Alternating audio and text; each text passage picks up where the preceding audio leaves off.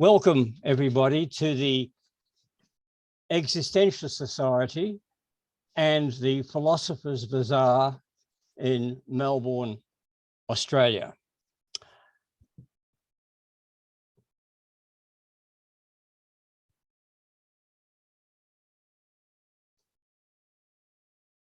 I'm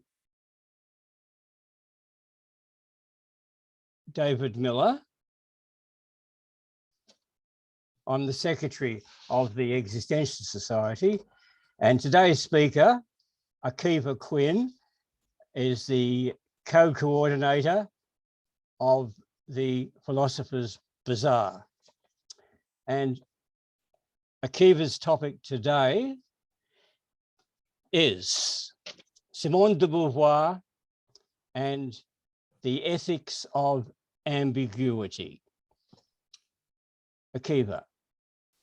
Thank you so much, David, for the invitation to speak at the Existentialist Society, and good to collaborate among some of our different community philosophy groups. So I'd like to thank, as I always do at the outset, each and every one of you for coming along to listen, which is the first part for half an hour, 40 minutes, however long it takes to get through some material, and then of course to contribute to a discussion. So really good to have a great mix of people from what I can see in terms of names and faces on screen, and look forward to your contributions to the conversation, which you'll soon gather my perspective on Simone de Beauvoir, on ethics, on philosophy, on feminism is very much one of an ongoing conversation. So let's make a start on this afternoon's incarnation and continuation of said conversation. So here we go. I'll use some slides, which hopefully help to get some points across.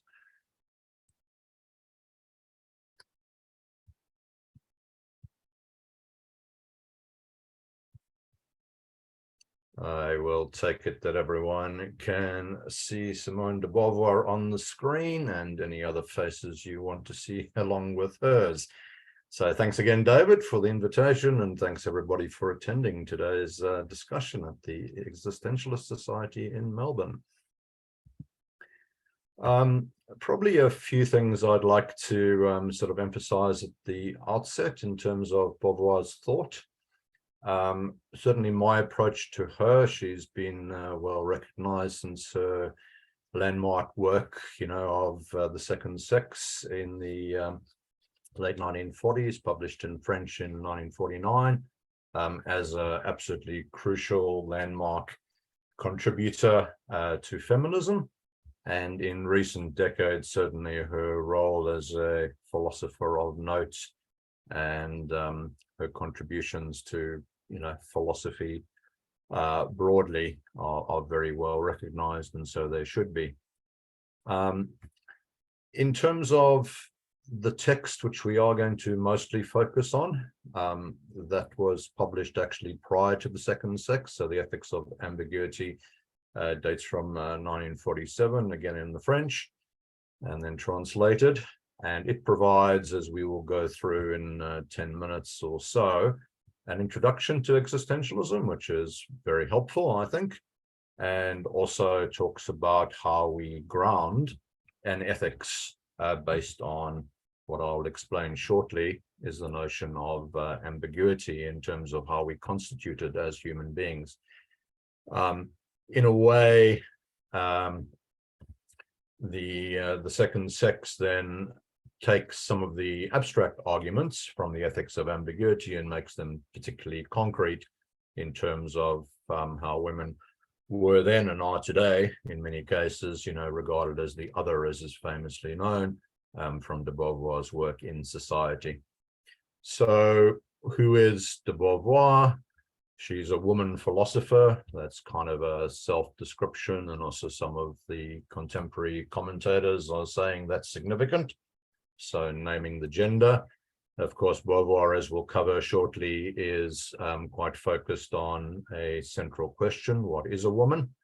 And I just want to make the point, underline the point at the outset, that her contributions are then both philosophical in the broadest, deepest, widest possible sense of the term, and feminist, where I'll take the latter as being broadly understood as advocating for women, equality, inclusion, a whole range of things. We will go into a little bit more detail on feminist theory and some particular approaches, along with the two core texts from Beauvoir, which I will at least briefly in terms of the second sex refer to. I'm also going to draw quite significantly on a book by Nancy Bauer, Simone de Beauvoir, Philosophy and Feminism, which makes the claim, which I don't suggest is original to me. I'm simply echoing some of those voices. But Nancy Bauer makes the very strong claim that we need to embrace Beauvoir's feminism and her existentialist philosophy. And well, as you're about to see, potentially consider some significant reforms in terms of thought, not just in terms of social action and the organization of society. So Beauvoir's The Second Sex, that's very much her magnum opus. It's a very substantial book. I can hold it up for you in due course when we have a bit more screen space, but it's a thick tome, and it is rightly regarded as a foundational text for second wave feminism, which, you know, sort of followed her by a decade or two, depending on when you date it, in the 60s and the 70s. She was still around and contributing, but certainly it follows in some significant way some of the groundbreaking work in Second Sex. So as we already mentioned, the central question for Beauvoir is, what is a woman? And she writes, it is significant that I pose it. A man would never have the idea of writing a book on the singular situation that men occupy in humanity. If I want to define myself, I am obliged first off to declare, I am a woman. This truth is the background against which all further assertions will stand out. So that's put in the introductory pages of The Second Sex. It's, you know, very central to how she proceeds with the philosophical and feminist work. To quote Bauer, as I said I would, Beauvoir's landmark book on women constitutes nothing less than a challenge to philosophy to transform itself internally and from the ground up.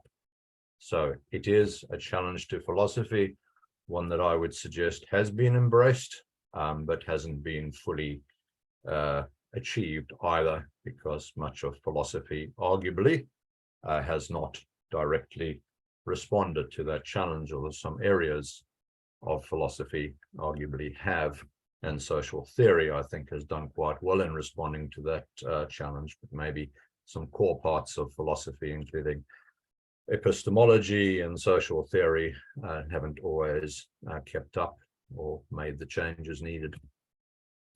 All right, a little on feminist philosophy. There is obviously an entire semester worth of material in this regard, so we're not going to try to do it justice completely, but at least to give you a little bit of a sense, because it helps us situate the different contributions that Beauvoir may indeed be making philosophically.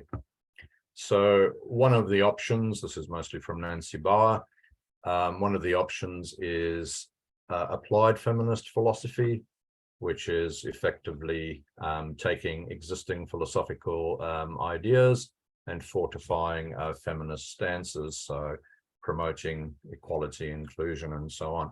Catherine McKinnon, one of the key feminist writers of the second and third wave, I guess, women are human beings in truth, but not in social reality.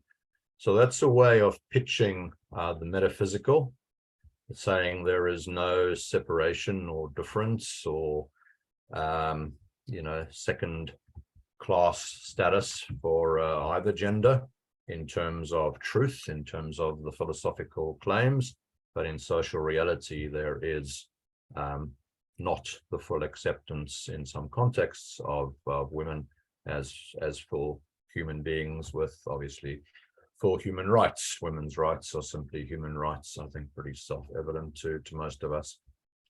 A second approach is to look at reason versus convention.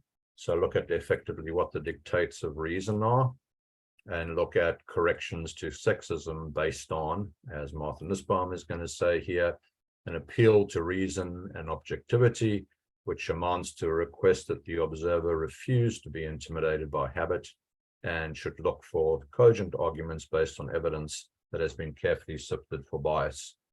So those approaches to some extent accept that philosophy may have the tools, but applying those tools to the other broadly and to women specifically are ways of moving forward, both theory and practice. Next up, feminist standpoint philosophy. We'll look at gendered experiences and inherent subjectivity, and those being needed to attain truth and objectivity. So this is saying, a bit like Beauvoir does, I am a woman, or in my case, I identify as a man, and that is going to be part of what's required to try, as someone who does not identify as a woman, to understand what a gendered, situation in society might be. So women's lives make available a particular and privileged vantage point on male supremacy, which can ground a powerful critique. So we can use our situated social embodied positions as men, women, however we identify, and use it as a way of critiquing existing structures. Beauvoir's position and feminism in general is generally rejecting the notion of an essentialist human nature, and therefore is supporting a non-essentialist kind of socially constructed view where identity is up to the individual to sort of take on, assume themselves. So that's her famous quote, of course, from The Second Sex: one is not born, but rather becomes a woman. So there's a social shaping, there's a response, and hopefully there's a choice as to whether to take on the role that may be defined with a particular gender, and so on. All right, so Beauvoir in particular then, as I've already said, is offering a non-essentialist philosophy and worldview, and that's also known in social theory in recent decades and beyond as a social constructivist position. So some of the universal claims, just to make this a bit more specific, would come from Kant and from Descartes and others, that we can kind of posit rationality, or we can posit thought as a basis for a universal humanity, and I don't think those claims are false. However, if that becomes an essentialist claim that you can learn everything merely from that moment of reflection, Beauvoir and others will come along and say, I think perfectly correctly, that we need to consider our embodiment, we need to consider our social context and situation, and what existentialism does is term that facticity. So I've offered a gloss below. That's really just our situation or given facts about our lives or about ourselves. So slightly fancy philosophical term, but facticity you can just read as the facts about ourselves. Rather, Beauvoir and feminism quite broadly, I would say, makes the claim that identity is socially constructed and that we choose elements of the roles that are offered to us, and our responses are shaped through freedom, because we do have individual freedom. I'll say a lot more about freedom shortly, and basically through the act of transcendence. So those are effectively, to give the game away in terms of what the ambiguity is, of which Beauvoir speaks and writes, is the ambiguity between us as bound by our facticity or enabled effectively through our transcendence. So those two terms, if you've come across them again before, great. Otherwise, a kind of everyday gloss of them will, I think, serve us pretty well going forward. So transcendence is going beyond the given. It's not a claim of any supernatural transcendence. It's a sort of secular moving beyond the facts of, you know, who you are if someone looked at you to some extent from the outside and described you. All right. So on to our core text here. The ethics of ambiguity pictured there. One particular cover or rendering of it. And as I've already said, ethics arise from our fundamental ambiguity, as Beauvoir writes at several points in this text, as inwardly free but externally constrained beings. So the external constraint is our facticity. The inward freedom is our transcendence, effectively. She says at the outset, man, that's her text, her writing, that's just the style of that particular period when she was writing. So people, I would probably prefer in modern contexts, or human beings, know and think this tragic ambivalence which the animal and the plant merely undergo. So because we're not merely things, but we're also, you know, existence, as they call it in existentialism, because we're also beings who think and who have freedom, we actually experience the tragic ambivalence which animals and plants merely undergo, as it says there. Another quote from the early stages of the ethics of ambiguity. Again, he asserts himself as a pure internality against which no external power can take hold. And he also experiences himself as a thing crushed by the dark weight of other things. So what that means roughly is, for the person, for an existent, for a being, for a human, we experience ourselves as a pure internality. So we have this, you know, kind of unconstrained essence, effectively, as we can make ourselves what we will, but we also experience ourselves as a thing, as an entity, as an object. So it's subject and object both have a significant interplay in this way of thinking about the world, which is a very well stated from Beauvoir existentialist position. Kierkegaard, going back to one or two earlier existentialists, affirms the irreducible character of ambiguity, while Sartre, who of course Beauvoir had a lifelong personal and intellectual relationship with, Sartre defines man as the subjectivity realized as presence in the world. So notice in there the ambiguity is also picked up on by Sartre, in that the subjectivity requires presence in the world. It's not an abstract, passive subjectivity. It's, as we'll discover shortly, intersubjective and also relational to others and to objects in the world.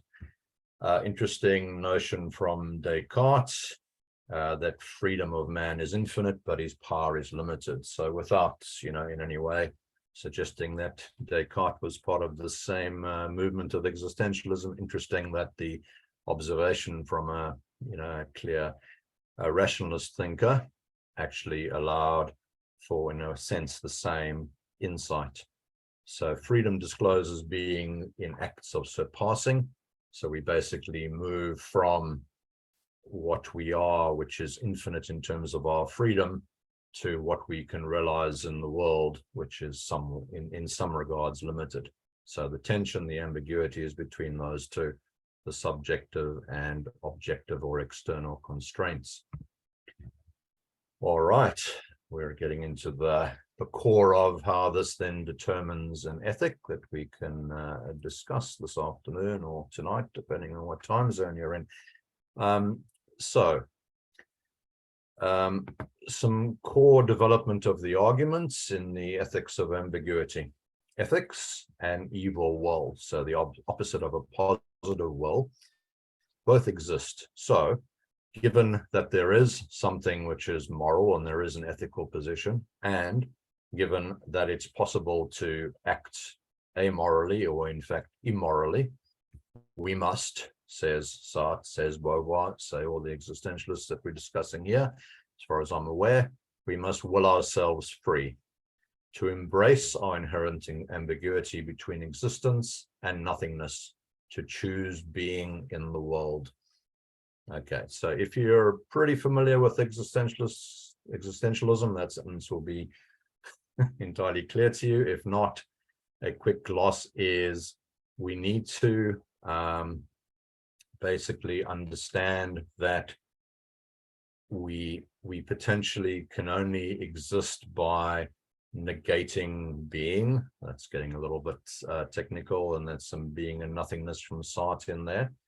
So if we simply regard ourselves as a given in the world, we will have being, but we won't have what existentialists or these existentialists call, genuine existence. So we need to basically choose to act on the freedom we have, rather than just to take ourselves as given, and society, significantly for the feminist and other liberation movement arguments, we need to not take the social circumstances we find ourselves in, or society in general, as a given. We can evade fulfilling our condition as ambiguous beings. So there is a way of retreating from the freedom which existentialism entails, and which the human condition entails on an existentialist reading. We can assert being as certainty. So we can say, I simply am a man, have a particular religious, cultural background, have particular life circumstances, have a particular skin color, all the rest of it. And I could take that as certainty, as defining in some sort of clear and, sort of projected way, in terms of it will entail what my life should be, how I should engage in the world based on, gender stereotypes from whichever period I have some nostalgia for. So that's one way of not fulfilling our condition. We can see freedom as purely abstract.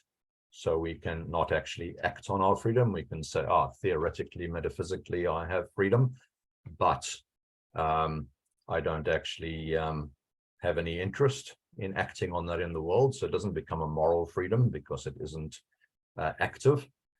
Or we can say we are effectively the facticity side of things. We are the nullification of being, or nothingness, and that we may end up as nihilists and embrace despair. Not that all nihilists are necessarily despairing, but existentialism is on Sartre and Beauvoir's reading, a very positive and engaged, active philosophy, which avoids the claims or the pull of nihilism.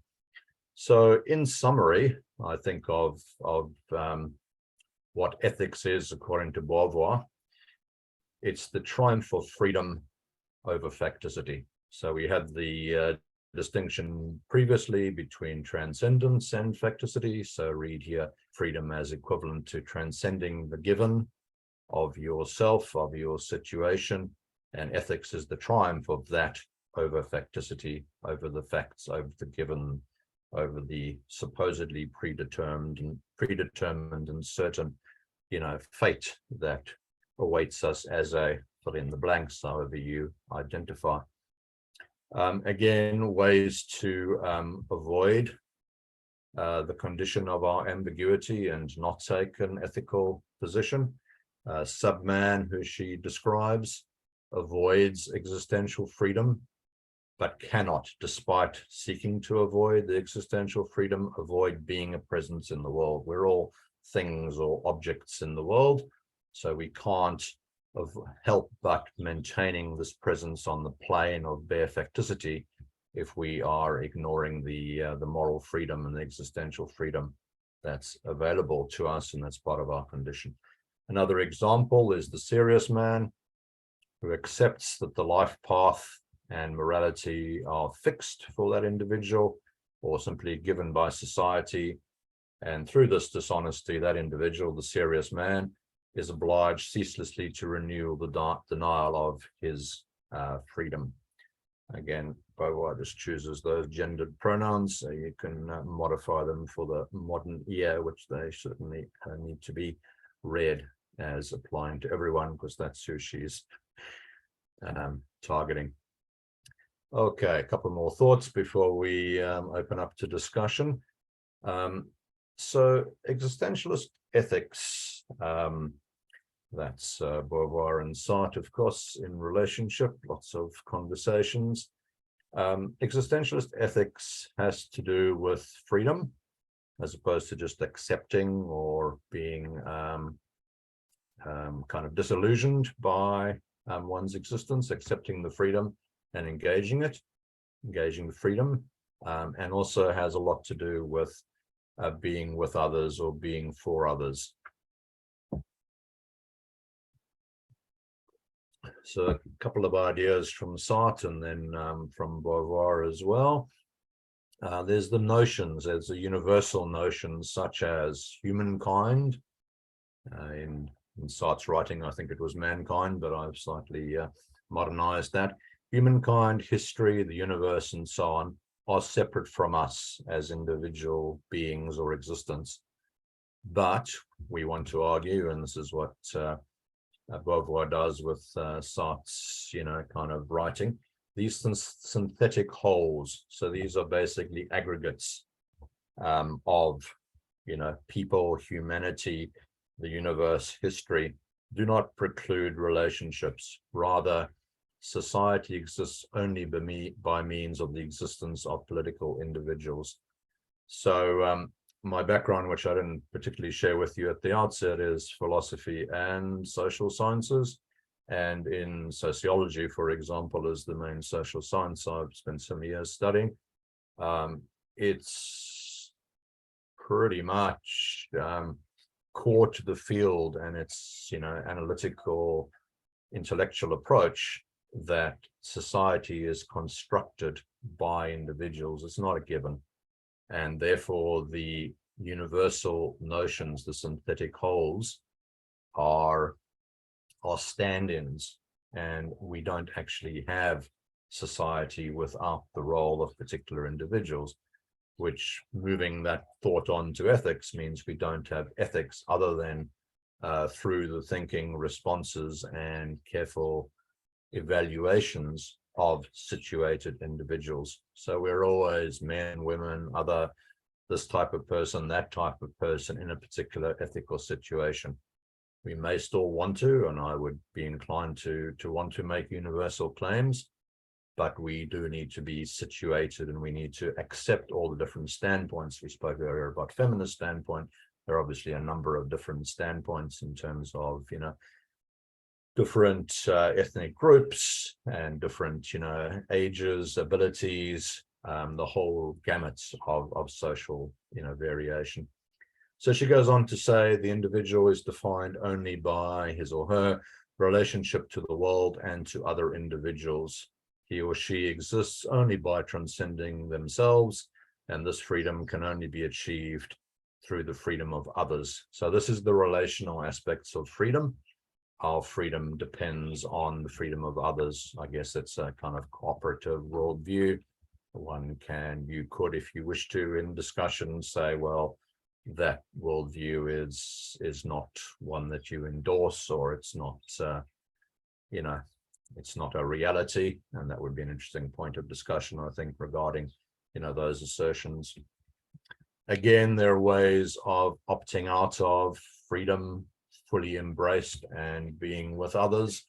One is an aesthetic attitude, which Beauvoir describes as involving detached contemplation.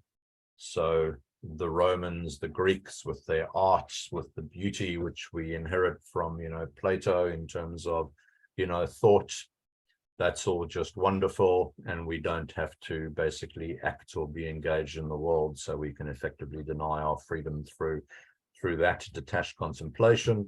Other options are quite a few that she outlines.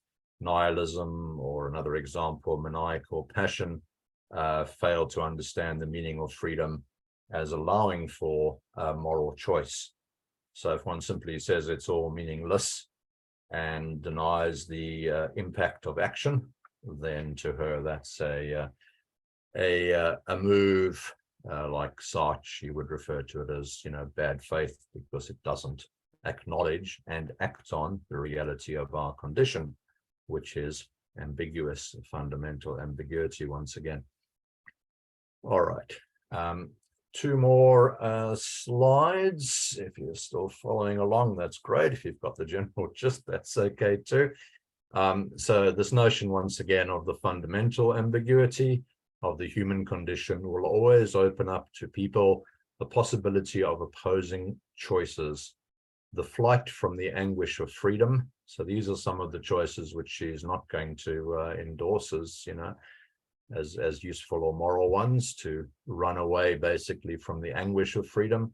The plane of hell of struggle will never be eliminated. Freedom will never be given. It will always have to be won.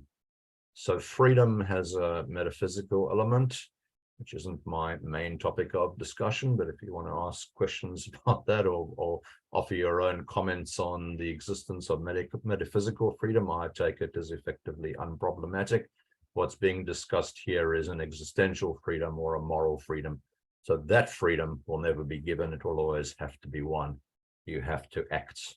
You have to make decisions about what is useful, helpful, other regarding moral conduct in the world, and act accordingly. A little bit more just to give you some additional background to some of her thoughts. Beauvoir accepts that violence is sometimes unavoidable. They declare that the world is still at war. I've just offered a reminder that she's writing The Ethics of Ambiguity in 1947 in post-World War II France. So the world is still at war. It kind of was and arguably still is to this very day in some parts of the world, for sure. If one means by that the struggle is not over, that the world is a prey to opposed interests which affront each other violently, he is speaking the truth. So is there still conflict and opposition in the world? Is, in that sense, the world at war? Is there ongoing violence? She will accept that is the case. And I found this next bit particularly interesting and helpful. But the truth is that if division and violence define war, the world has always been at war and always will be. We're reading this 75 years later, right? And we would acknowledge the truth of that claim. If people are waiting for universal peace in order to establish their existence in a valid way, they will wait indefinitely. There will never be any other future. In other words, what I take that to be saying is the future is ours to shape, to craft, to co-create with our fellow beings. And that, as both Beauvoir in this work and Sartre in other works very passionately argue, existentialism is very far from a quietivism. It's in fact a form of activism, and both of them were pretty active politically, which suggests that their words resonated with them, which is a good starting point. Okay, last few ideas relate to the other, which we have mentioned, but I think it's worth emphasizing as a core contribution from Beauvoir, feminism, and ongoing social theory. So both ethics, I would suggest, should be and is, and feminism most definitely is, concerned with the other. So the other is, whereas Beauvoir says in The Second Sex, things are defined with respect to a default or unmarked gender, being male, and only a woman, I think she's certainly right at the point that she wrote, would think of writing a book about the condition of her gender. A man at that point in history never had to write a book about the nature of being a man, because that was just the nature of operating with power and opportunity and lots of advantages in society, and that remains true in many contexts. So philosophical theory and social action must acknowledge the role of consent in the preferred or offered gendered or social roles. So what Beauvoir writes about at length in both of these and other texts is how there is an element of consent, and she was suggesting, she and her contemporaries consented to some extent to the roles assigned to women. But that is precisely the moment of freedom and transcendence, where women over time, waves of feminism, second, third, and arguably fourth in the contemporary social context have precisely resisted, offered feedback, offered protest against these assigned or preferred gendered and social roles. So that point is intended to apply to the role of women, potentially the role of men, transgender, minority groups, ethnicities, sexual, gender diverse, a whole range of literally every form of social diversity which requires inclusion. I think it's a very powerful critique, and as Nancy Barr has said in an earlier comment that I shared with you, it is a profound challenge, and I think an ongoing live challenge to philosophical thought to this day. Concluding with Beauvoir's own conclusion in the Ethics of Ambiguity: by choosing existence, we embrace morality. Action always has an egoistical aspect and reflects, so not only does it have an egoistical aspect in terms of we're trying to meet our own perceptions of what's important, but it also reflects unbreakable or indissoluble relationships with others.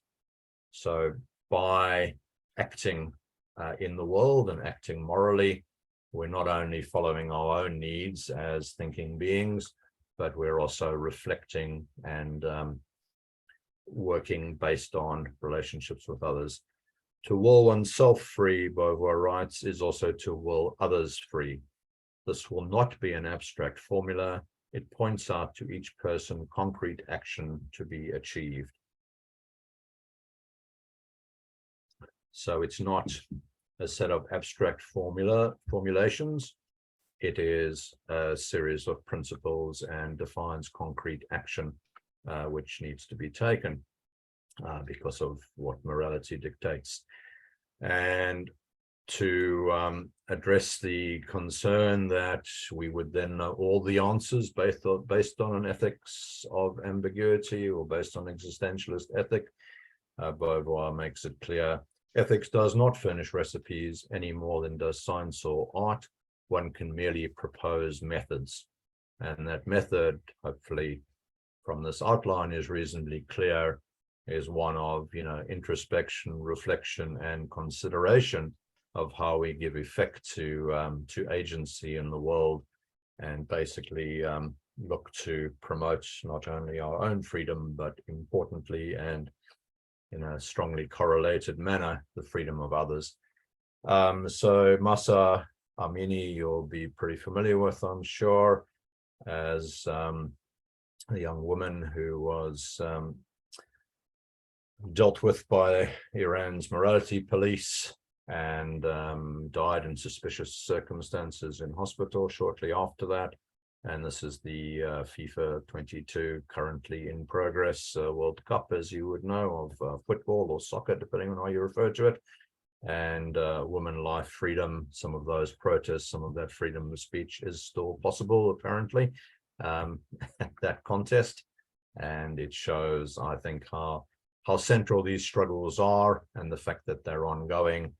And my claim this afternoon has been that the philosophical elements of considering the nature of ourselves, the human condition, and the other, then very useful insights if we choose to apply them to moral and social action in the world today. So thank you for listening, and I very much look forward to your questions and comments.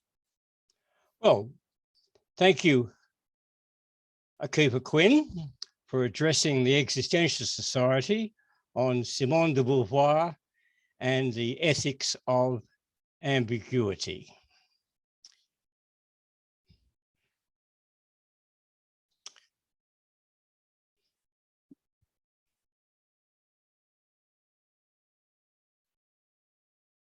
There's no ambiguity. Thank you, David. There's no ambiguity about the fact that it's blistering hot in Melbourne, and we've come out of a rather cool start to the summer. So now we're we're having to acclimatize to actual summer. You may be cooler in other parts of the world, in which case, good luck to you.